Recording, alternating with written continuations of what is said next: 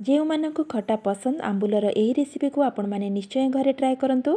भात सहित डाली तरकारी खाई खाई जदि बोर हो गले गरमा गरम भात सहित एमती आंबुलर को बनईकि खातु जबरदस्त लगे खावाई। नमस्कार बंधु मैंने इप्सिता किचन को आपण समस्त को अनेक अनेक स्वागत। आज मुझे आंबुलर एक रेसिपी शेयर करी जोटा कि पूरा नुआ स्टाइल तेज चलतु देरी नक आज भिडियोटी को स्टार्ट करवा।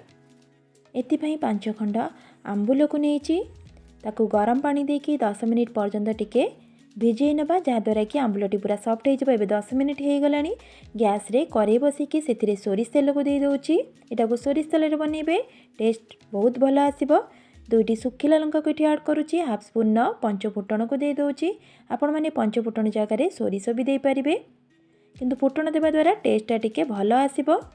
एबे आंबुल को दे दबा जो बतुरेकी रखिथिले ताकू टिके भल से एपट सेपट करिकी आमे एथिरे पानी को ऐड करिबा।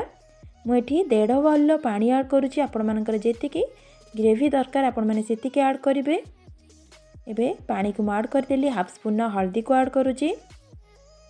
1 स्पून चीनी को दे दोची जहाँद्वारा कि टेस्ट टिके बैलेंस हबो आ खाइबा को मते भल लागबो। स्वाद अनुसार लूण को एठी दे दोची।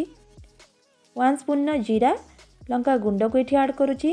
फ्रेश जीरा लंका गुंड एठी ऐड करिवे जहाँद्वारा कि फ्लेवरटा बहुत ही बढ़िया आसीबो। ताकू भल से मिसेकी आमे ताकू 10 मिनिट पर्यंत लो टू मीडियम फ्लेम रे पूरा छाड़ी देबा जेमती ग्रेवी टिके मोटा ही आसीबो। आपण मानको देखौछि देखंतु आस्ते आस्ते ग्रेवी एठी टिके मोटा ही जाउची।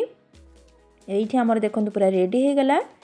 पूरा कम समय भितर आ बहुत टेस्टी रेसिपीटी आपण माने बनै परिबे। निश्चय आपण माने आंबुल रे ए रेसिपी को घरे ट्राए करंतु।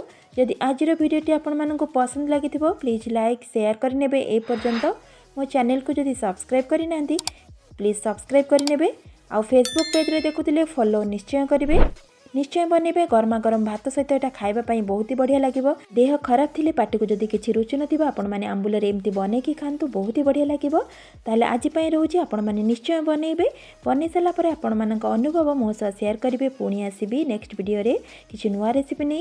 से पर्यंत रहिली नमस्कार बाय जय जगन्नाथ।